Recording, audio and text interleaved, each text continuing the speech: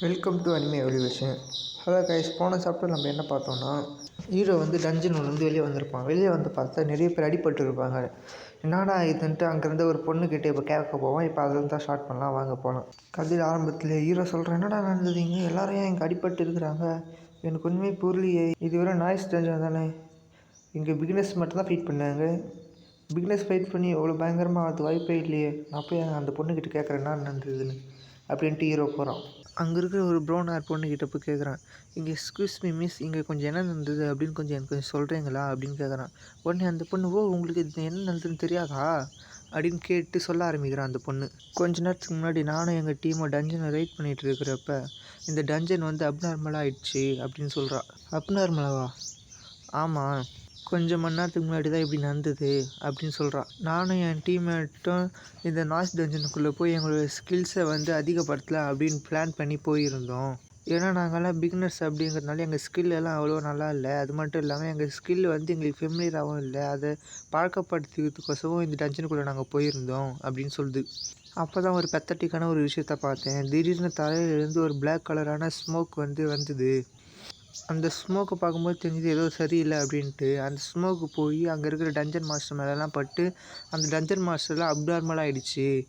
பழைய மாதிரி இருக்கிறத விட ரொம்பவும் ஸ்ட்ராங் ஆகிடுச்சு. அந்த ஸ்ட்ராங் எந்த அளவுக்கு இருந்ததுன்னா எங்களை விட ரொம்ப ஸ்ட்ராங் ஆகிடுச்சு அந்த மாஸ்டருங்கெல்லாம் அப்படின்னு சொல்லுது.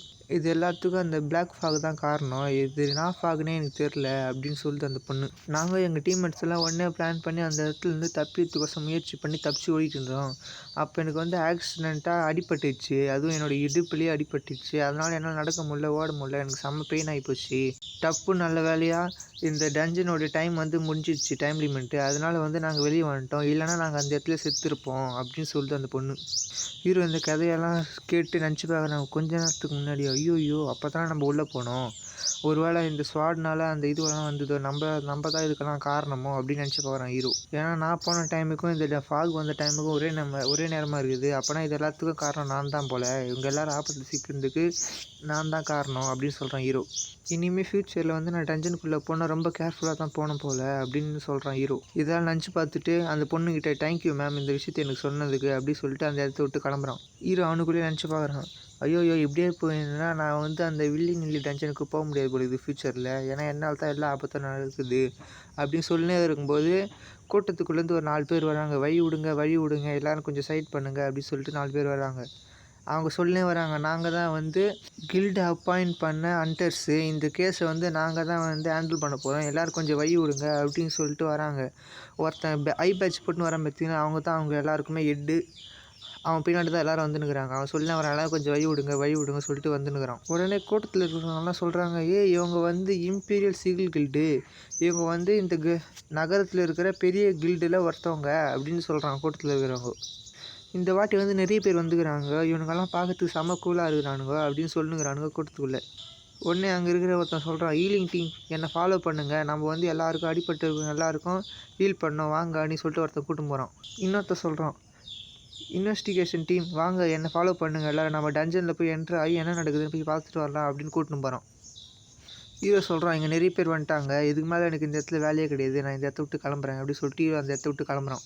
அப்போ அங்கேருந்து ஒரு பொண்ணு ஒன்று சொல்லுது, இந்த மூஞ்சை நான் எங்கேயோ பார்த்துருக்குறேன், ஓஹோ இவன் இன்னும் தனியாக தான் ப்ளே பண்ணுறான் போல் டஞ்சனை அப்படின்னு ஒரு பொண்ணு வந்து ஹீரோ பார்த்து கொடூரமாக சொல்லுது சிரிச்சுக்கின்னு இலக்காரமாக.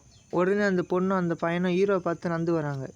ஹீரோ சொல்கிறான், வாங்க அக்கா எப்படி இருக்கீங்க அப்படின்னு சொல்கிறான், பிக் சிஸ்டர் அப்படி சொல்கிறான். உங்களுக்கு ஏதாவது இன்ஜுரி இருந்ததா சொல்லுங்கள், நான் உங்களை ஹீல் பண்ணுறேன் அப்படின்னு ஹீரோ சொல்கிறான். அந்த பொண்ணு ஒன்றே சொல்லுது ஹீரோவை பார்த்து, என்ன இது உன்கிட்ட யாரும் டீம் அப் பண்ணலையா, ரொம்ப கஷ்டம்ப்போ, உனக்கு இது ரொம்ப வலிக்கும் இல்லை, ஏன்னா நீ மட்டும் தனியாக இப்போ ரைட் பண்ணுறதா இருக்கும் டஞ்சன் அப்படின்னு ஹீரோ பார்த்து நக்கெல்லாம் சொல்லுது. ஹீரோ உடனே அந்த பொண்ணை கண்டுக்காமல் அப்படியே கிராஸ் பண்ணி போயினே இருக்கிறான். உடனே இந்த ஹீரோ, ஆர் யூ டேமிட், இவன் வந்து என்னை கண்டுக்காமல் போகிறான் அப்படின்னு சொல்லிட்டு கோவப்படுது ஹீரோ மேலே. உடனே ஹீரோவை பார்த்து சொல்லுது, சரி நீ சீக்கிரமாக போ, ஏன்னா உங்கள் ஆயா வந்து உங்கள் வீட்டில் உனக்கோசம் வெயிட் பண்ணிட்டுருப்பாங்க.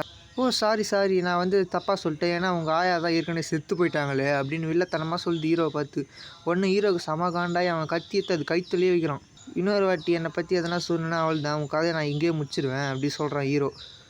அந்த மஞ்சள் முடிக்கு சரியான சாக்கு, அந்த பொண்ணுக்கும் சரியான சாக்கு, என்னடா இவன் இப்படி பண்ணுறானே, எப்படி இவன் ஒரு ஹீலர் தானே, எப்படி இவனுக்கு இவ்வளோ ஃபாஸ்ட்டாக இவனுடைய கத்தி எத்தி என் கைத்தில் வச்சான் அப்படின்னு செம்ம சாக்கு பார்த்து நின்றுங்குது. உடனே அந்த ஐபேட்ச் போட்டோ வந்து ஹீரோவோட சோடை தட்டி விட்டு ஹீரோவை பார்த்து சொல்கிறான், ஹே யங் மேன், இந்த நியூ வேர்ல்டில் பிகே ஆக்டிவிட்டீஸ் வந்து பேன் பண்ணி வச்சுருக்காங்க, உனக்கு தெரியாதா? முட்டாப்பாயில் இங்கெல்லாம் வந்து சண்டை போடாத அப்படி சொல்கிறான் ஹீரோவை பார்த்து கொடூரமா. பிகேனா வேறு ஒன்றும் இல்லை காய்ஸ், பிளேயர் கில்லிங். பிளேயரை வந்து கில் பண்ணுவாங்கள்ல, அதுதான் சொல்கிறேன். ஒருத்தவங்க சண்டை போட்டு மாற்றி கொலை பண்ணிப்பாங்க, அதுதான் பிகே, பிளேயர் கில்லிங். உனக்கு தைரியம் இருந்தால் அட்டாக் பண்ணு, நான் ஒன்றும் உனக்கிட்ட பின்வாங்க மாட்டேன் அப்படின்னு சொல்கிறான் அவன் ஹீரோவை பார்த்து. ஹீரோ சொல்கிறான் அவனை பார்த்து, இந்த பையனை எனக்கு தெரியும், இவன் யாருன்னு. இவன் தான் வந்து அந்த இம்பீரியல் சிகல் கில்டோட மேனேஜரு. இவனுடைய வேலை என்னென்னா வந்து அந்த கில்டு வந்து எப்படி ரன் ஆகுது அதை பற்றி ஆக்டிவிட்டீஸை வந்து இவன் பார்த்துக்கிறது தான் என்னுடைய பவர். அது மட்டும் இல்லாமல் இவன் வந்து எந்த அளவுக்கு ஸ்ட்ராங்காக இருப்பான்னா, இவன் வந்து டைமண்ட் லெவல் அளவுக்கு ஸ்ட்ராங்காக இருப்பான், ஏன் அதை விட கூட ஸ்ட்ராங்காக இருப்பான், இவன் ஒரு மேனேஜரு அப்படின்னு சொல்கிறான் ஹீரோ சொல்கிறான், இவ்வளோ பெரிய ஆளுக்கு எதிராகவும் சரி, இந்த கில்டுக்கு எதிராகவும் சரி, என்னால் ஃபைட் பண்ண முடியாது, நான் இங்கேருந்து போகிறது தான் சரியாக இருக்கும் அப்படி சொல்லிட்டு ஹீரோ மனசுக்குள்ளே நினச்சி பார்க்குறான். நான் இங்கேருந்து கிளம்புறேன் இப்போவே அப்படி சொல்லிட்டு ஹீரோ அந்த இடத்த விட்டு கிளம்புறான். ஹீரோ சொல்கிறான், நான் உடனே இங்கேருந்து கிளம்புறேன் அப்படி சொல்லிட்டு போகிறான். உடனே அந்த ஐபேட்ச் போட்டோ சொல்கிறான், ஹே ப்ரோ, நீ ஏன் இவ்வளோ பதட்டப்படுற, நம்ம சும்மா பேசிட்டு தானே இருக்கிறோம் அப்படின்னு சொல்கிறான். பிகே வந்து எல்லா இடத்துலையும் தான் பேன் பண்ணியிருக்கிறாங்க, ஆனால் ஒரு சில இடத்துல வந்து அதை பேன் பண்ணல அப்படின்னு சொல்கிறான். உடனே அந்த பொண்ணு சொல்லுது, ஆமாம் அரினாலலாம் இதை பேன் பண்ணல, வா என்னை ஃபாலோ பண்ணு, நான் வந்து அந்த இடத்துக்கு போய் நம்ம 2 பேரும் சண்டை போடலாம் அப்படின்னு அந்த பொண்ணு சொல்லுது. அந்த பொண்ணு மனசுக்குள்ளே நினைக்குது, அவன் ஜஸ்ட் ஒரு ஹீலர் தான், நான் வந்து இப்போ டயர்டாக இருந்ததுனால தான் அவனோட அட்டாக் வந்து என்னால் பார்க்க முடியல, அது டச் பண்ண முடியல, அது வரைக்கும் அவங்க வந்து சரியான ஒரு ஹீலர் தான் அப்படின்னு அந்த பொண்ணு சொல்லுது. உடனே ஹீரோவை பார்த்து அந்த பொண்ணு சொல்லுது, உனக்கு தைரியம் தான் வந்து என்கிட்ட சண்டை போடு, உனக்கு கட்ஸ் இருக்குது அப்படின்னு கேட்குது. உடனே அந்த பின்னாடி அந்த மஞ்சள் முடியும் அவனுக்கு சொம்பு தட்டான் சூப்பராக, உன்ன மாரி ஒரு குப்பைலாம் இங்கே இருக்காத, ஓரமாக ஓடி போட, அவனுக்கு தைரியமே கிடையாது அப்படின்னு ஹீரோ வந்து வெறுப்பேற்ற ப்ரொமோட் பண்ணுறான். இந்த முட்டாள் பீப்புள்ஸ் அப்புறமா வந்து என்னை வந்து மறுபடியும் வந்து என்னை பார்த்தாலும் கேவலமே பற்றினுக்கிறாங்க, இதுக்கு ஒரு முடிவு கட்டணும், நானும் இவன் கூட போய் சண்டை போடுறேன் அப்படின்னு சொல்லிட்டு ஹீரோ வந்து அவன் கூட கிளம்புறான். அது மட்டும் இல்லாமல் நான் யூஸ் பண்ண அந்த எலமெண்ட்டை ஸ்டாடின ஸ்கில் வந்து இன்னும் என் பேடி மேலேயே இருக்குது, ஏன்னா அது மொத்தம் 12 மணி நேரம் தானே இருக்கும், இன்னும் என்கிட்ட இருக்கும், அதனால் நான் போய் அந்த ஸ்கில் முடியறதுக்குள்ளே இவங்களை அடித்து காலி பண்ணோம் அப்படின்னு சொல்லிட்டு, வாங்க நம்ம போகலாம் அப்படி உங்களுடைய ஸ்பேரை நான் வந்து ஒத்துக்கிறேன் அப்படின்னு சொல்லிட்டு ஹீரோவும் அவங்க கூட கிளம்புறான். எல்லோரும் உடனே அரினாவுக்கு போகிறாங்க. இதோட இந்த சாப்டர் முடியுது. இப்போ நெக்ஸ்ட் சாப்டரில் பார்க்கலாம்.